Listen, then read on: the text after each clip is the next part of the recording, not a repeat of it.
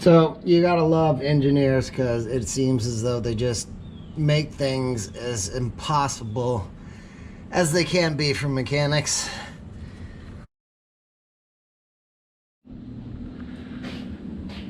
So yeah, we're gonna get ready to do all the fluids on the truck. I got the all the oil filters, fuel filters, like $330 from Napa, but you only have to change it every 10,000 miles. But so it's getting ready to rain out here, and every time I gotta work on things around here, I have to play musical cars because I have so many cars.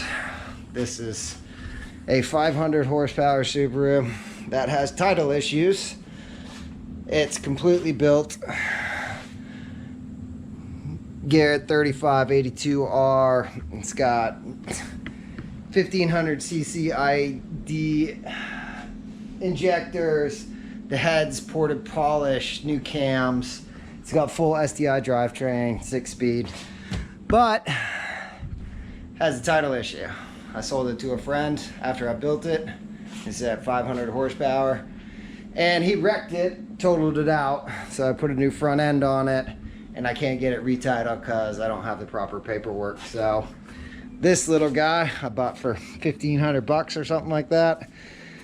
I kind of fancied it up. I don't know if I'm going to sell it, but that's going to be a donor car, and I'm taking all the guts, motor, trans, drivetrain, everything, putting it on that car, and then it'll be street legal. So, but anyhow, yeah, we got to move everything around. I want to get the truck, the front end inside at least, when I do this oil change, because it looks like it's going to start raining around here.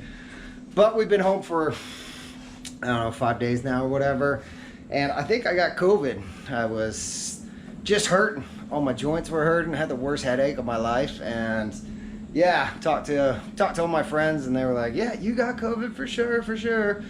So I got better within like 2 days, but I think I'll attribute it to I've been taking a ton of vitamin C, vitamin D3, and zinc for like the past month now before I got on the road, because listen to the doctors on the InfoWars programs, and they all said if you're severely infected with COVID, that means everyone is vitamin deficient in all those levels. So I've been taking it. I got over it. Again, I went and took a test, got my test results back. I'm negative. So yeah, time to start working and getting things done, get ready to head out on the road again. We are running out of time already, so I think I should do 2 weeks off from here on out. What do you think? Here we go.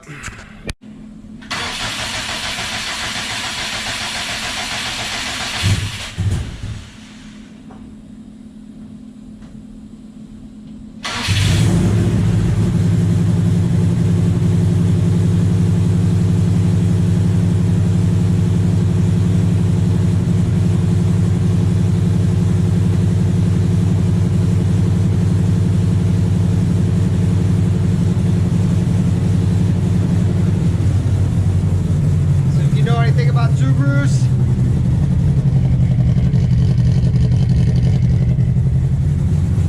that's a little throatier than it should be.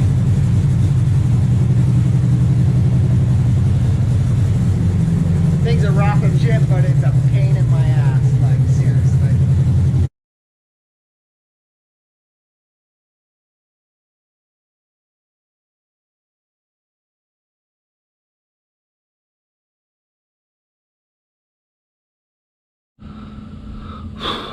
So here's something new. On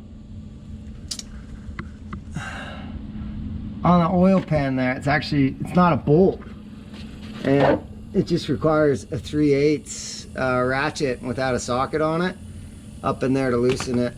I actually used to own a 2015 Cummins, but it was under warranty, so I never paid for an oil change. I just took it into the dealership.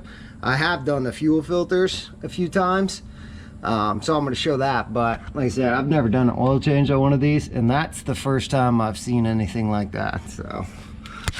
So yeah, other than that, pretty basic. Should be about the same thing. Might be some rough angles because it's kind of tight under here.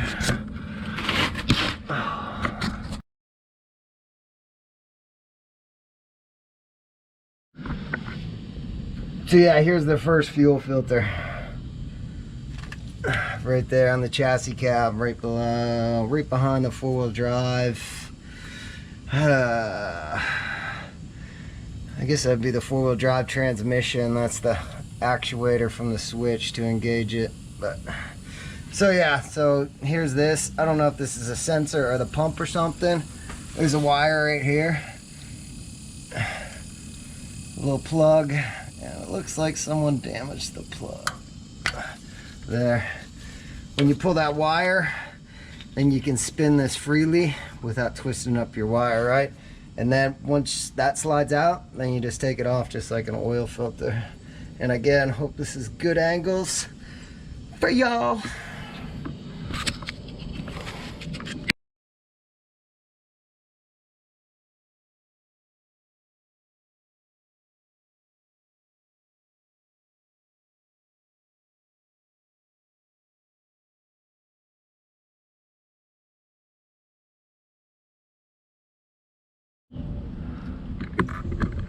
Note to those watching, you should probably have a bucket under here to catch your diesel, because there's a lot in there.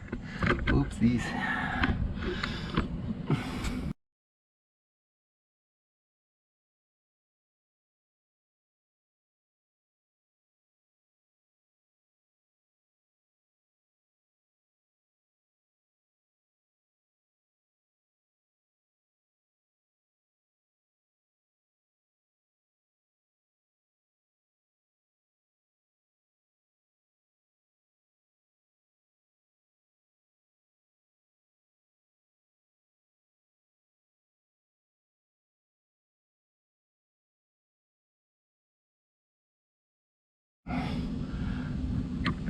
So that's done.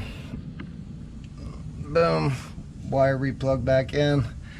This is just a plastic fitting, and it's also plastic threads inside the filter, so you do not have to torque down on this too hard. So the only mistake we did was not have a bucket ready for the diesel. I'm absolutely caked in it now, but it smells great. So you gotta love engineers, because it seems as though they just make things as impossible as they can be for mechanics. You look, that's the oil filter. I've got all my steering components, so I don't really have a good way of getting up there, and I don't have a tool for it. So I'm really hoping that thing's hand tight.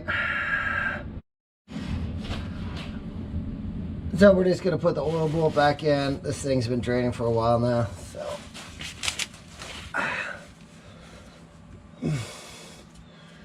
Still dripping quite a bit, but whatever.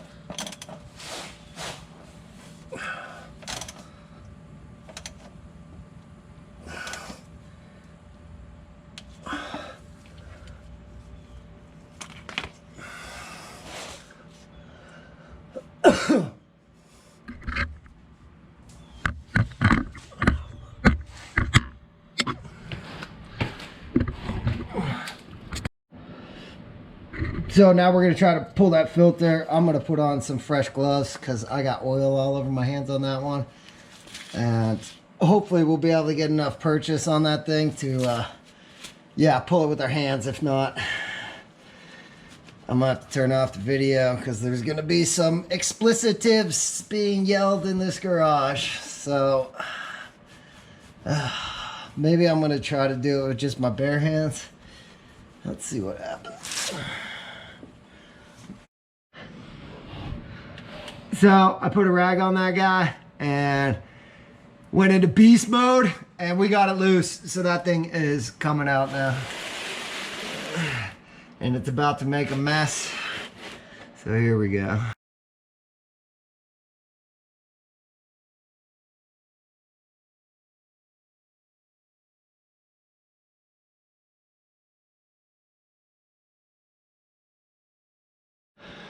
So, adoring fans, this is my buddy Jay, my neighbor.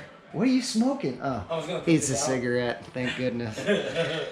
But whenever you do an oil filter, so this is dry, what you want to do is just take a little bit of oil, wipe it on here, and then that gives you ability to torque it up easier, and it creates a good seal. So, tricks of the trade.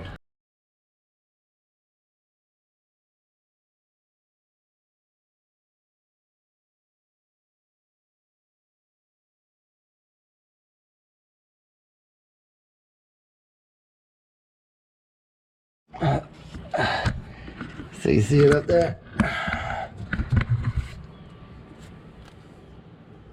I can't tell on the GoPro screen if this is any good, but we've already got it threaded on. And now we're just tightening it up by hand. And I'm gonna get the rag.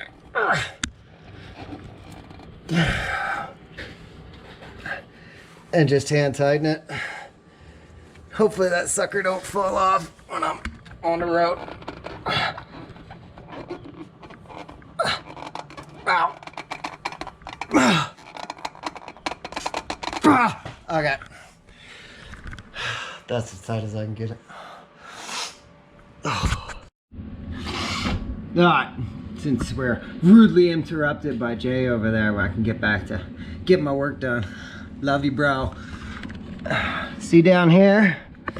So this is a secondary fuel filter. Under the hood, you see that yellow valve right there? All you have to do is turn what is that, counterclockwise, like a quarter turn, and then that actually drains all the diesel out of this filter bay, filter holder housing. And then right on the top there's a 27-inch, excuse me, inch and an eighth bolt, right? So I'm trying to do this with the light.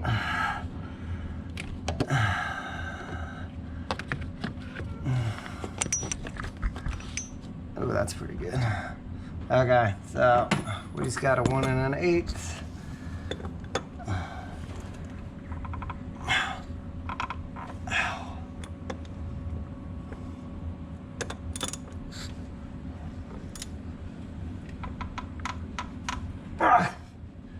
Dang it.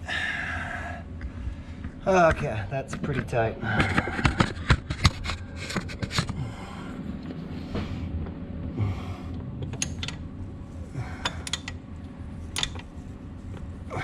Shit.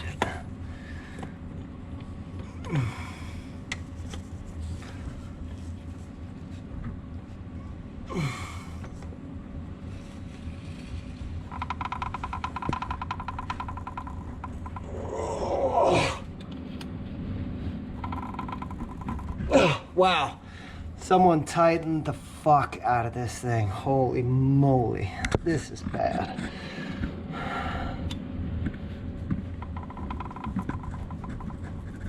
Oh my God. Okay, we're gonna have to try that again. So I'm able to reach my arm underneath the turbo. I think that's a turbo, whatever, turbo piping. And now I can actually get some power behind the push on the ratchet. God dang.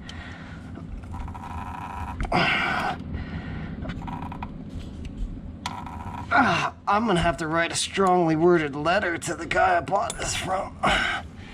Because that is obnoxiously tight. That's a plastic housing. Man. Alright. We're gonna have to do this without video because, just because.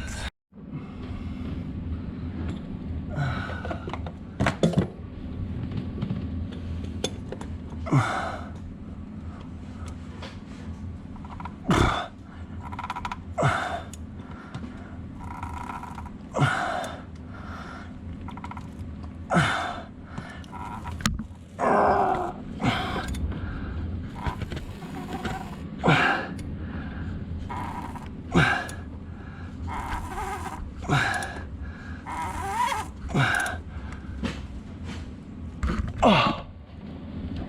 Ow.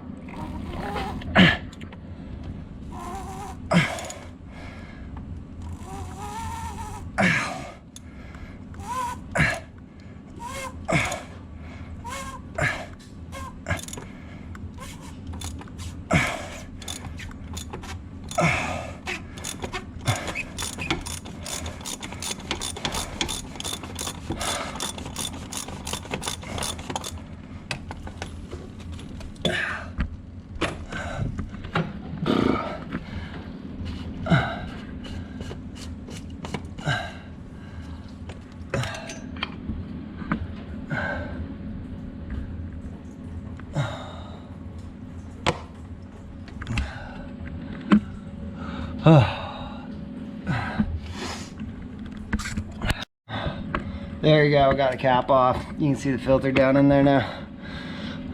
Ow.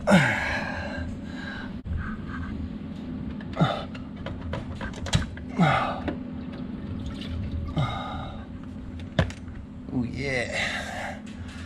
Look at that bad boy. Okay, put it right here.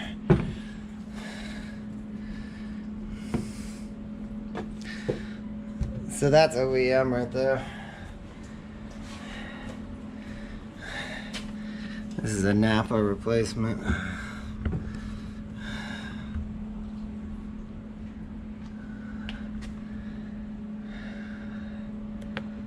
Yep, this is wrong.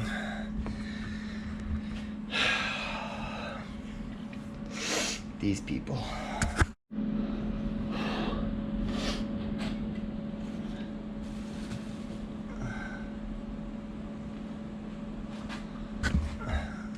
So you see the difference in the two here? But I just went back on Napa's site and I double checked to make sure the parts guy didn't give me the wrong thing, and this is a guaranteed fit on the truck. So it just looks a little differently. I don't like it because it doesn't have that plug-in, but dang it.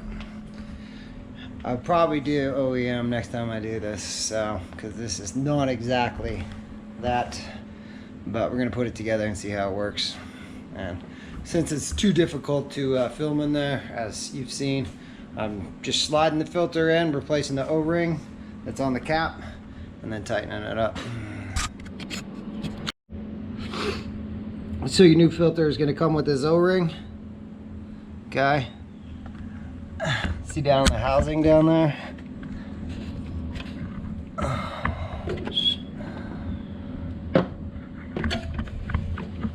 Right there on the housing. Hopefully you can see that.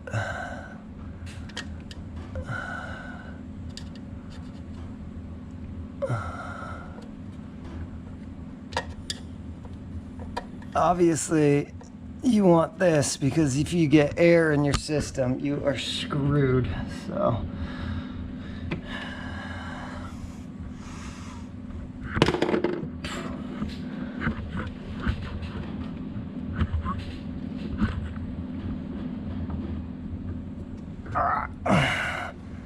oh, this is tough angles for recording and working.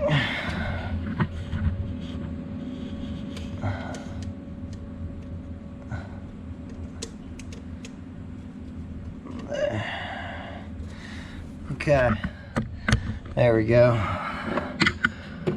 O-ring is on and it is seated. Now we're just gonna drop in the new filter, tighten the cap, and the torque spec is written on the top of that cap, 30.5 foot-pounds, and that's like a 1/4 inch ratchet with like a 1/4 turn with your wrist is like 30 pounds. So whoever tightened that on put it on way too tight. It's like they did it with a freaking impact wrench. So we're gonna put it together.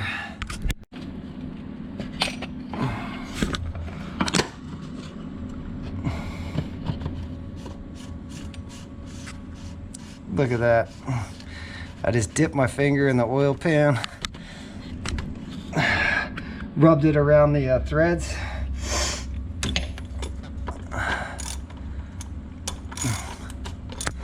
Much, oh my freaking heavens. I almost fell.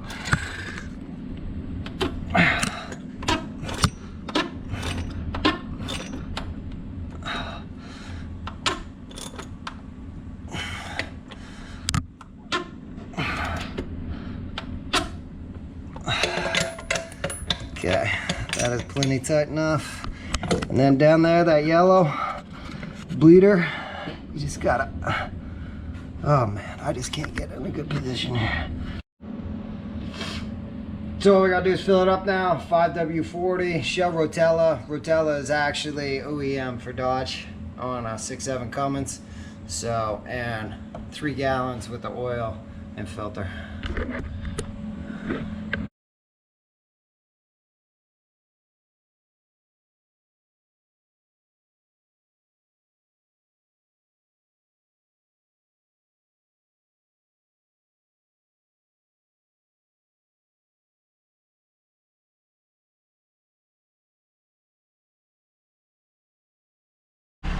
So, and then you want to go through your vehicle information center.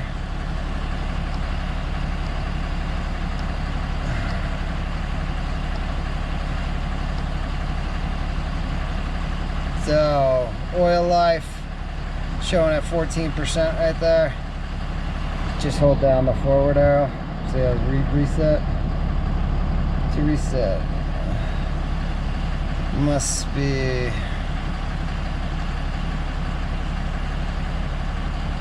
Okay. Keying the ignition.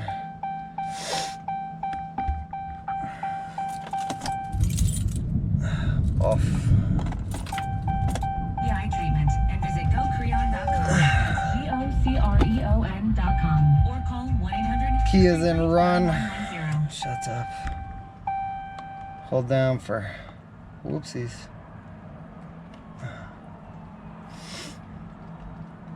Full exhaust spray. Okay, and then shift down, fuel filter life. Forward, confirm, reset, down. Yes. And there we go, fuel filter life. Boom.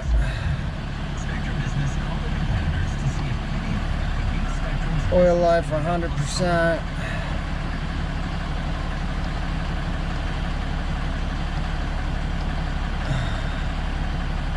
Oil pressure is sitting good at 49.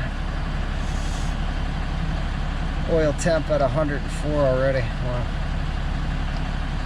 Okay, so we're just gonna let this idle for a little while, let everything warm up, let it cool down, check the oil. We're done.